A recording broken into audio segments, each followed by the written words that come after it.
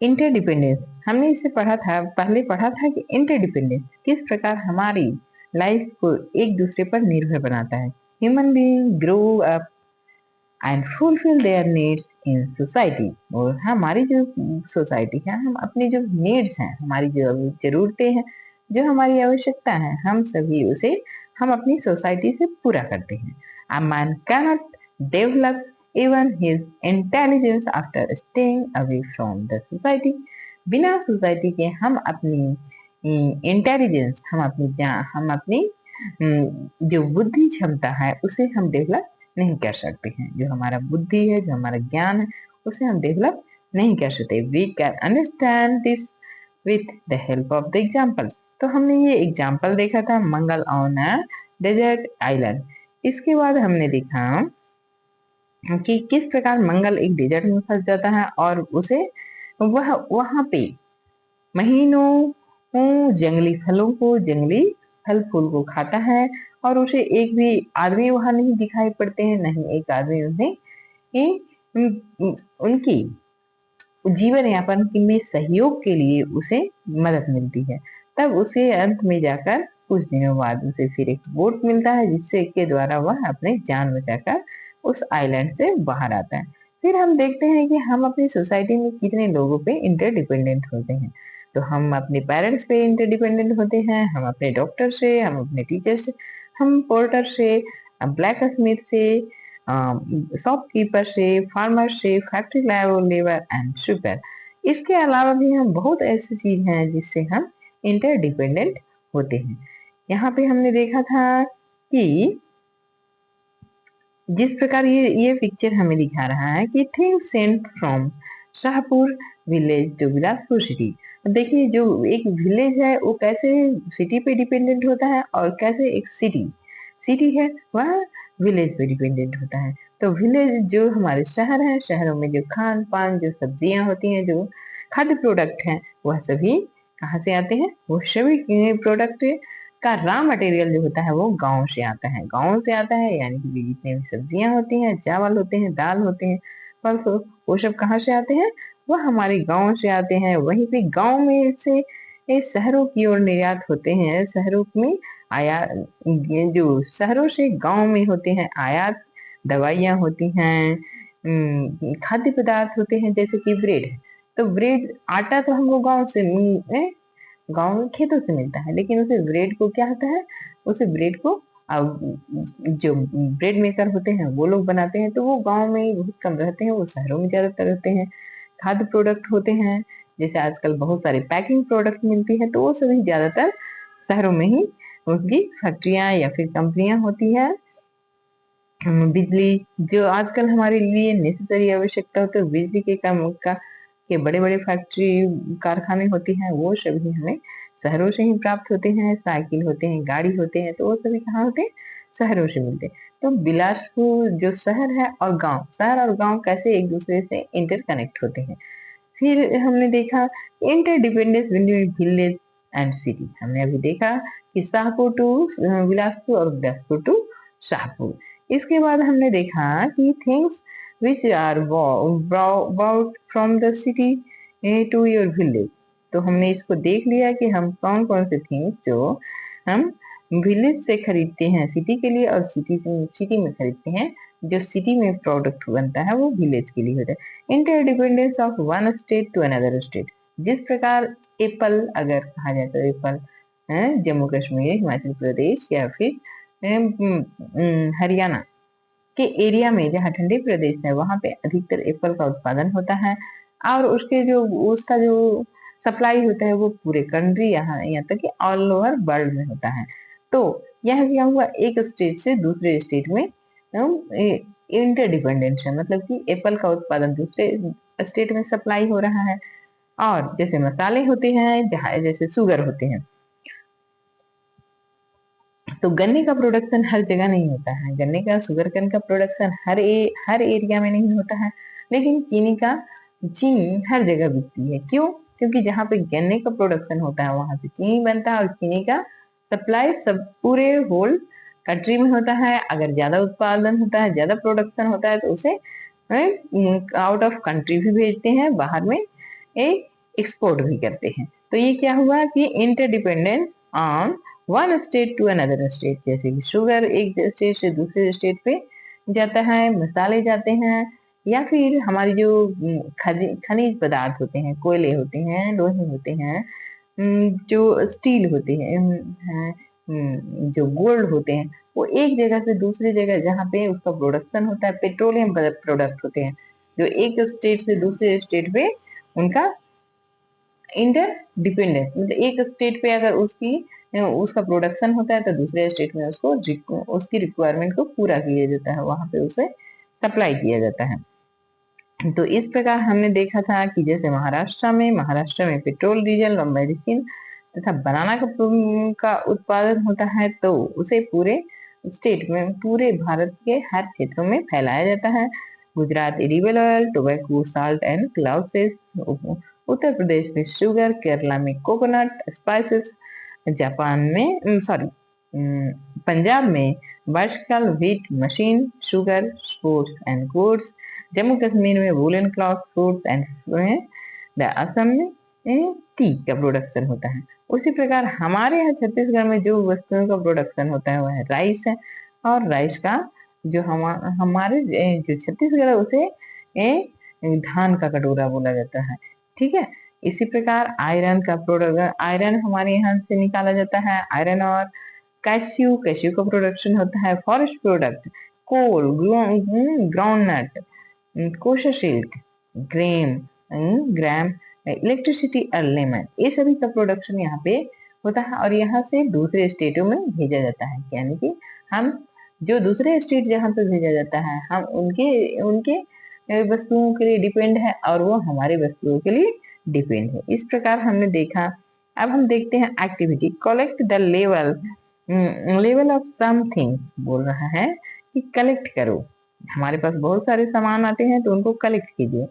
The levels of some things of daily use, जो हमारा daily use का कोई वस्तु होता है, जैसे कि मैच बॉक्स है, मेडिसिन है, ब्लेड है,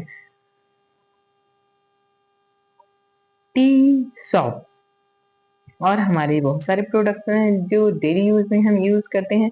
इन सभी के जो रैपर होते हैं, इनके इनके जो जो हम खरीदते हैं तो उनके जिसमें वो रैप रहते हैं, जिसमें वो पैक होकर आते हैं, उसकी पैकिंग के ऊपर लिखा रहता है कि उसका प्रोडक्शन कहाँ पे हुआ है। Find out where they are made, बोल रहा है कि फाइंड आउट किया जाए कि वेयर दे आर मेड।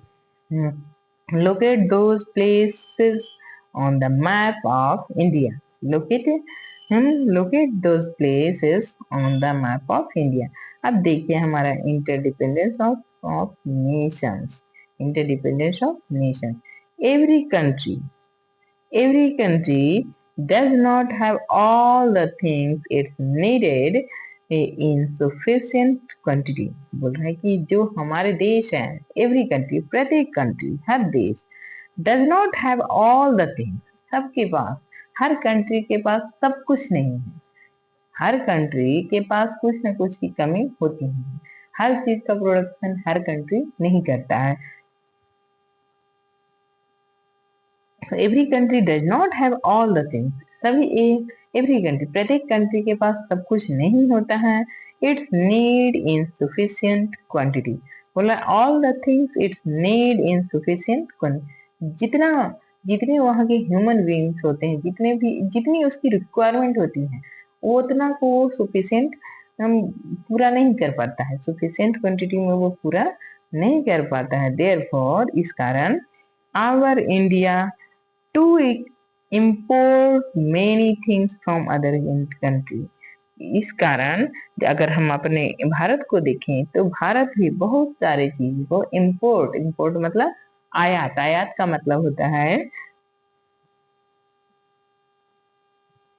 दूसरे देश की चीजों को अपने देश में मंगाना, दूसरे देश की चीजों को अपने देश में मंगाना। Import many things from other country and export, और एक्सपोर्ट करती है मेनी थिंग्स, और एक्सपोर्ट करती है क्या, many things from other country.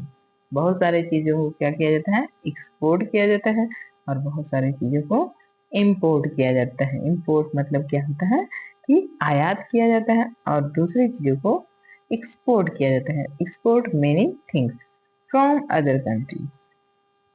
This way we see, इस तरीके से हम देखते हैं, that all the country of the world also depended on one another। इस प्रकार हम देखते हैं कि पूरे वर्ल्ड के जितने भी कंट्री हैं वो एक दूसरे पे इंटरडिपेंडेंट होते हैं, एक दूसरे पे क्या होते हैं, इंटरडिपेंडेंट होते हैं। Next, let us find out things which India is getting from other country. Right, चलो देखते हैं इंडिया को अदर कंट्री से क्या क्या प्रोडक्ट मिलता है और इंडिया अदर कंट्री को क्या क्या प्रोडक्ट देता है। देना मतलब कि हम किसी दूसरे कंट्री में कोई सामान को सप्लाई करते हैं तो उसे बोला जाता है एक्सपोर्ट, और हम अपनी कंट्री में कोई सामान मंगाते हैं तो उसे बोला जाता है इम्पोर्ट। अब चलिए देखिए, गेटिंग फ्रॉम अदर कंट्री, हमें दूसरे कंट्री से क्या क्या प्राप्त होता है। पेट्रोलियम प्रोडक्ट, जो कि एक मेजर अमाउंट में हमें पेट्रोलियम प्रोडक्ट की आवश्यकता पड़ती है, और ये पेट्रोलियम प्रोडक्ट हमें दूसरे कंट्री से, या तो रशिया से या अरब कंट्री से या फिर गल्फ कंट्री से, किसी भी कंट्री से हमें यह पेट्रोलियम प्रोडक्ट मंगवाना पड़ता है। मेडिसिन, हमारे देश में हर डिजीज की हर मेडिसिन नहीं बनाई जाती है, तो हम बहुत बड़ी मात्रा में मेडिसिन का भी आयात करते हैं, आयात यानी कि इम्पोर्ट करते हैं। डिफेंस इक्विपमेंट, अक्सर आप देखते होंगे कि रफाल को खरीदा गया, या फिर बहुत सारे जो आए दिन हमारे आए, जो हमारी आर्मी होती है, हमारे जो नेवी के ऑफिसर होते हैं, उन सबों के लिए अलग अलग ये डिफेंस इक्विपमेंट खरीदे जाते हैं, डिफेंस इक्विपमेंट खरीदे जाते हैं। यानी कि हमारे जो देश है वो हमारे देश में अभी बहुत बृहद स्तर पे डिफेंस इक्विपमेंट नहीं बनाए जाते हैं, या फिर उनकी क्वालिटी बहुत ही स्ट्रॉन्ग नहीं है। तो धीरे धीरे हमारे देश में भी मेक इंडिया के तहत हमारे देश में भी डिफेंस इक्विपमेंट बनाए जा रहे हैं और बहुत तेजी से इसका विकास हो रहा है। लेकिन अभी हम किसी दूसरे देश पर ही इसके लिए निर्भर होते हैं। ज्यादातर हम यूएसए से खरीदते हैं, रशिया से खरीदते हैं, फ्रांस से खरीदते हैं, इजराइल से खरीदते हैं। नेक्स्ट है कंप्यूटर, भारत में बृहद स्तर पे कंप्यूटर का यूज किया जाता है, और हमारे यहाँ जो कंप्यूटर का जो डिमांड है वो बहुत अधिक है, जिस कारण हम बाहर से कंप्यूटर का इससे इम्पोर्ट करते हैं। मतलब हम वर्ल्ड वाइड जो कंप्यूटर बनते हैं दूसरे देशों में, उनका यहाँ पे हम इम्पोर्ट करते हैं। मशीनें, बड़ी बड़ी जो मशीनें होती हैं वह भी देश के विश्व के दूसरे हिस्सों से भारत में आता है। अब यहाँ देखिए कि हम क्या एक्सपोर्ट करते हैं, तो हम एक्सपोर्ट करते हैं राइस। हमारे यहाँ राइस का प्रोडक्शन बहुत ज्यादा होता है, तो हम एक्सपोर्ट करते हैं rice. T, spice, cloth garments, mineral, कि हम क्या क्या एक्सपोर्ट करते हैं, तो हम राइस का एक्सपोर्ट करते हैं, टी एक्सपोर्ट करते हैं, स्पाइसेस जो मसाले होते हैं, क्लाउथ गारमेंट जो कपड़े होते हैं, कपड़े का प्रोडक्शन हमारे यहाँ बहुत अधिक होता है। मिनरल्स मतलब आयरन और हुआ, एल्यूमिनियम और हुआ, या फिर अगर कहा जाए तो गोल्ड का हमारे यहाँ प्रोडक्शन उतना नहीं होता है। टीन होता है, जस्ता होता है, ये पीतल होता है, ये सब जो हमारे यहाँ बहुत अधिक मात्रा में इनका प्रोडक्शन होता है, या फिर इन्हें बहुत ही अधिक मात्रा में ये मिनरल्स हमारे यहाँ पाए जाते हैं। तो हम इसको क्या करते हैं, दूसरे देशों में एक्सपोर्ट करते हैं। इस प्रकार हम देखें कि किस प्रकार जो पूरे विश्व है वो एक दूसरे पे इंटरडिपेंडेंट होता है। सबसे पहले हमने देखा कि हम कैसे दूसरों पे इंटरडिपेंडेंट होते हैं। वो है हमारा गांव कैसे एक दूसरे गांव पे इंटरडिपेंडेंट होता है, हमारा स्टेट एक दूसरे पे कैसे इंटरडिपेंडेंट होता है, और कैसे एक देश दूसरे देश पे इंटरडिपेंडेंट होता है। यानी कि पूरा होल विश्व के सारे कंट्री एक दूसरे पे इंटरडिपेंडेंट होते हैं।